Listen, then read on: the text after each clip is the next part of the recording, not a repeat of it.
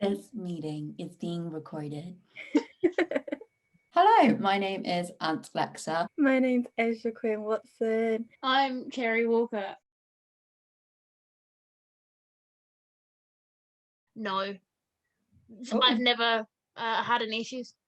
I'm quite lucky. Even when I was working in my hometown, no one really cared. Like the job I just came from, I could think of like 7 queer people that work there. There tends to have always been at least one other person. But like I said, I've worked a lot in places like Brighton and London that are more accepting. I think if I had more jobs in my hometown, maybe it wouldn't be so good. But I haven't, so I've never really experienced anything. I've had it from customers, but I've never had it from staff. Fortunately, I don't think it's ever impacted my in being hired. Well, I hope not. It may have, but not to my knowledge. But I have experienced some weird stuff in work. And when you're young in work and hospitality, it can be stressful enough anyway. Like it's already scary enough to ask like things if you don't know, or like trying to take control of situations. And honestly, like the first like proper job I had was working in this burger bar, and I literally walked in the first time you meet any of these people. The first thing that the supervisor, literally the first thing she said, she was like, "So you're a boy or a girl?" I was like, "Oh." And at that time, like I kind of was like really figuring it out. Like I was wearing makeup, everyone thought I was a girl, but like she obviously saw my name or like whatever, like on my little badge, and I was like, "Oh, I don't really know at the moment." I love that. Are you a boy or a girl? I don't know. Like I was kind of like identifying as non-binary, so I was like, I'm not really sure. Like everyone thinks I'm a girl. I don't really know. I kind of go with whatever. So like, call me what you want. And then they kind of went with she just like by habit because they met me when I looked like that. So like that was kind of validating, but it was like the most stressful thing to ask. Accidental validation. That is literally my life story. That would be my autobiography. That was kind of before I transitioned properly that burger bar, but like where I worked from 17 to literally last year, I like they saw my like full transition when I worked there, and that was in hospitality as well. And I only found out recently that my manager, when I was hired, she never spoke to me. She never asked what I identified as. And I found out recently that she used to go around to everyone they employed saying, by the way, like someone that works here is like genderqueer, I suppose. So like, are you okay with that? Like, you sure you're going to be okay with that? She didn't ask me if I was okay. She literally would ask everyone else, are you okay with that?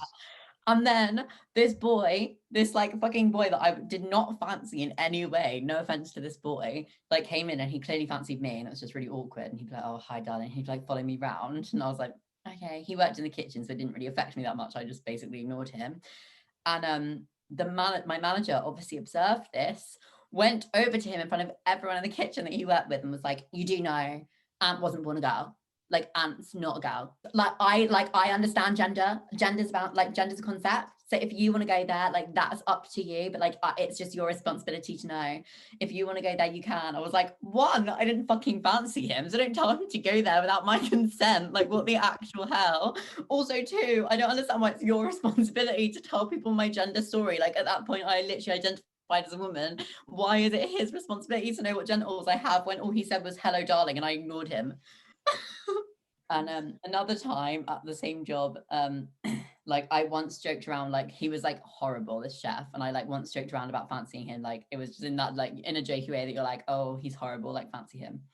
And then like some of my friends that worked there like started joking around, being like, "Oh, you and Anne, what's that about?" And he got so angry, he literally would ignore me. So if it was just me and him working on a shift, he would just blank ignore me, and I'd be like, "So what's are we laying it out like this?" And he'd be like, and I'd be like, "Cool, like I'll just figure out then." Like honestly, it was so ridiculous. I hate him even to this day. So I work in education, and that's just an experience by itself. When you're not straight or cis, it's an experience. So I don't really know where to start with this because there's just like so many layers to this of like homophobia and transphobia. So there's the kids. Let's start with the kids. So you have like a trans student and a non-binary student and quite a few like not straight students, but some of the other kids are really homophobic and really transphobic. Like I have had times where I've been like to kids, like there's more than one gender is kind of like in an educated kind of way rather than as a queer person kind of way, and they've just argued with me about it and then been like, I'm not gay, and then started down a toxic masculinity route. which is obviously like really upsetting, really damaging for everyone involved. Or we've had kids where we had two kids that were in a gay relationship, they're both girls, and then we have one of their parents ringing up saying it's the college's fault for making her gay, for being so accepting. I'm like, what did you want us to do, be heteronormative and give her trauma? I mean maybe that's why my teachers bullied me, right? Cool. And then yeah, like you get a lot of parents that like, I don't want my child being taught by a non-straight, non-cis person. So I have like quite a diverse kind of staff group, but I feel like a lot of them are still quite yikes in terms of microaggressions. Like we have a non-binary student who goes by they them pronouns, but a lot of staff members still say she her. I think if you ask like a lot of people from education, it's like that. It's like a vicious cycle in education, because like the kids aren't going to be more accepting with their queer identity if the teachers that are around aren't more accepting of it. But then because the kids are so harmful sometimes in just their like innate beliefs, like even like we've discussed how even we like thought in those ways when we were younger sometimes. So then as a queer person, like the thought of going back and teaching in a school and people finding out I was transgender like literally terrifies me. So then I'm like, we're never going to get the queer representation in schools because we're also terrified to fucking work there because it's made so horrible for us. It's a whole damn thing. The whole of the education system just needs to be burnt down to the ground and rebuilt. That's my opinion on education as a teacher.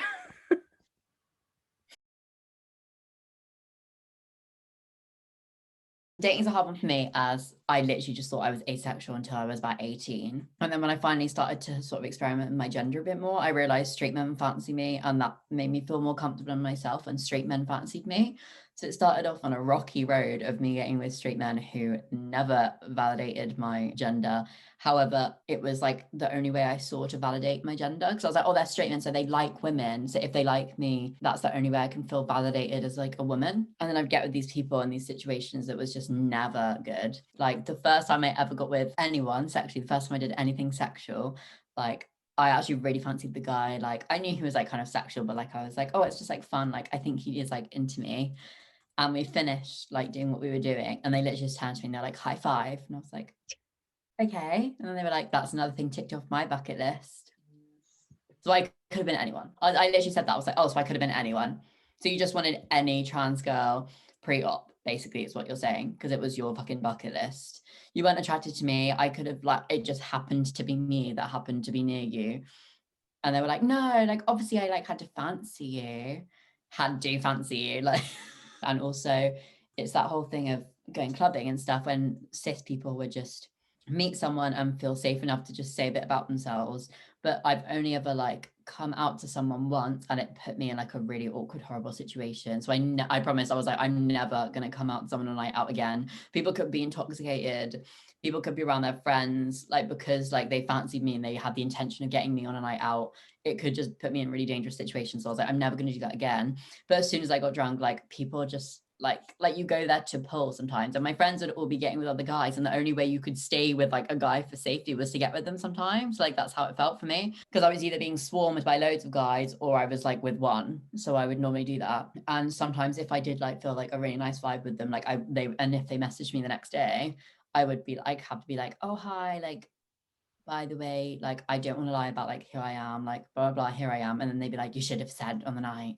Like they'd literally go off on me, like as if that's normal. And so I had some horrible experiences dating guys, and I never felt like it was easy to get with someone. Every single person I got with, I had to be their therapist. Like even if I met someone on Tinder, they'd be like, I'm really attracted to you. Like why is that? So what does that mean? Does that make me like bisexual? And then I had to be like, no, like it's nothing to do with your childhood trauma, like don't worry. Like I literally had to become like that therapist just to get with them. I'd be like, babe, like I just like want like a cheeky fling, like I really was not down to be your therapist right now. But every single person that I spoke to, I would end up being their therapist. We've also touched on like the fact that I'm bisexual as well, but I had a stage when like I felt like getting with like straight men was like the only way I could validate my stance as a woman. However, the more I just sort of like accepted what I looked like, and the more I realized I was just a woman, the more I own being an actual woman, and now I'm literally proud to be a woman and call myself a woman.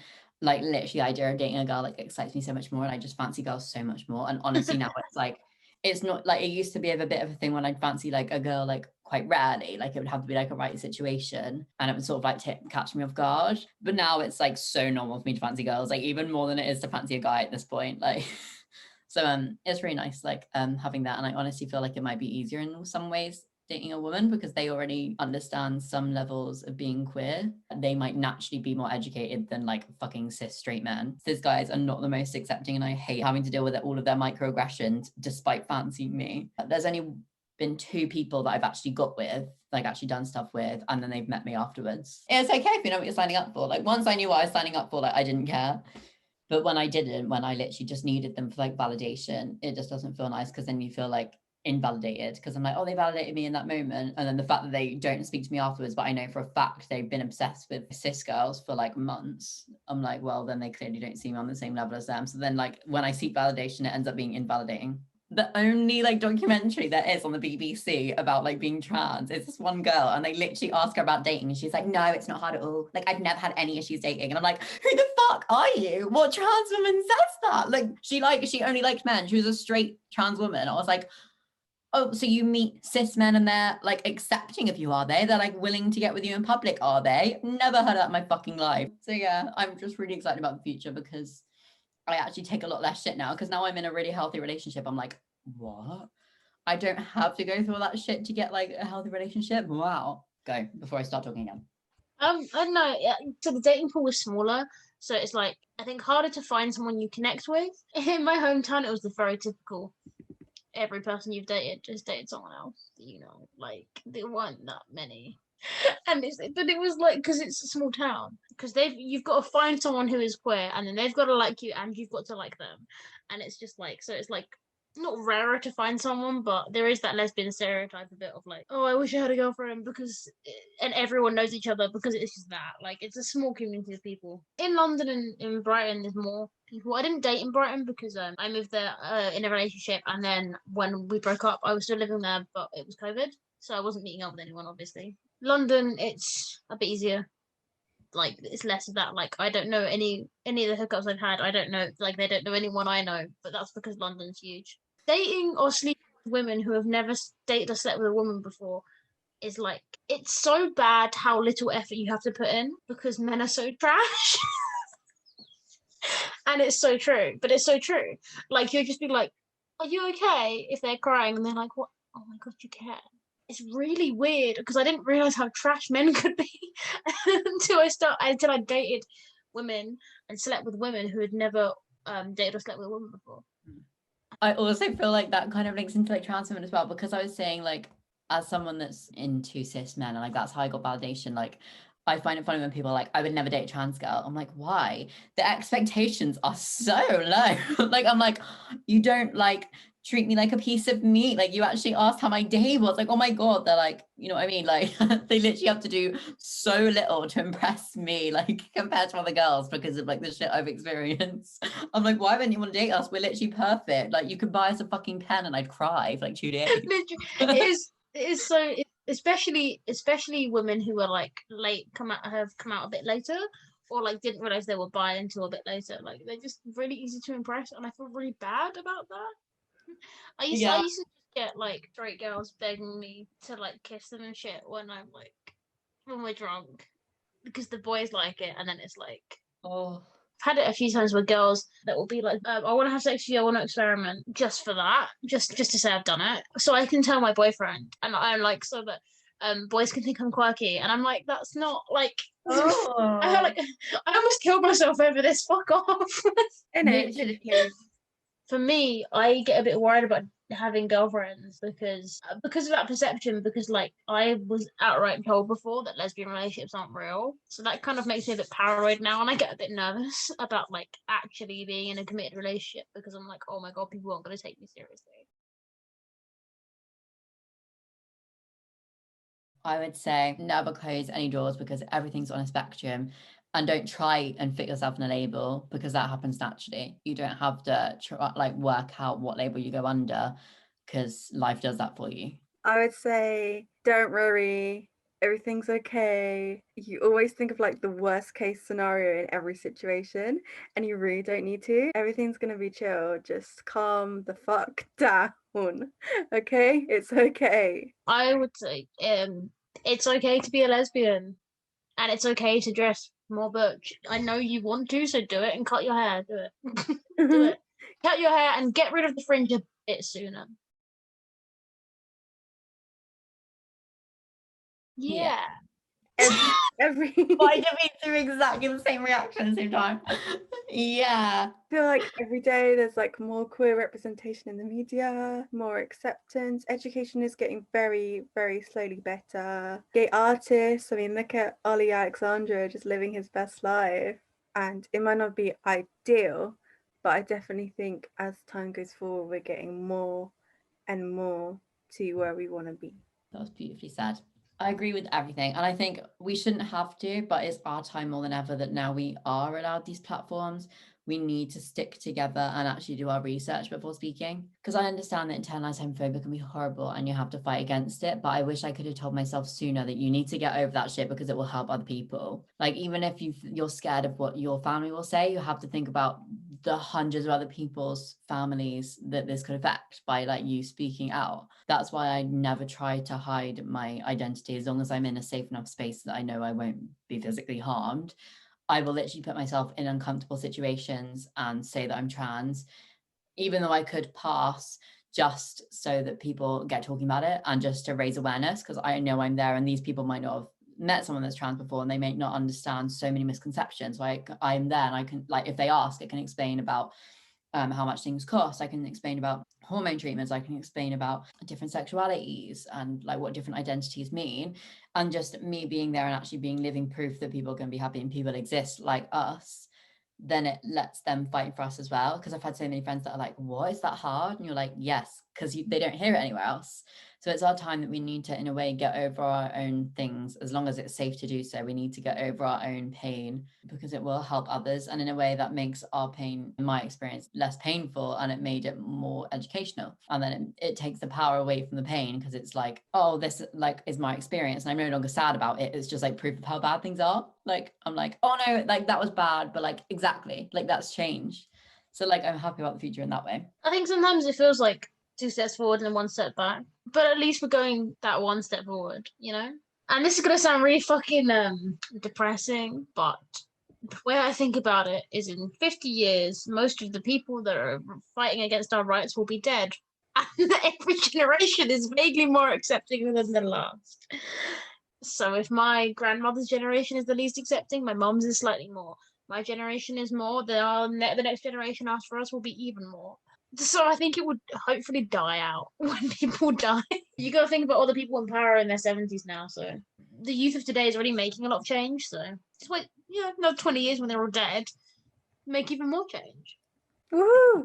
Happy Pride Month, guys. To anyone watching, we're Q Squared Studios.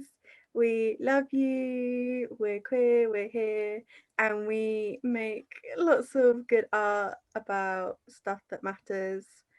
And hopefully, when we get more funding, we can do much more stuff of high quality that isn't on Zoom. When COVID Post-pandemic. Yeah, when COVID's over as well. Post-pando, as I learned Americans say. Panda. Post-pando. Happy Pride. Happy Pride.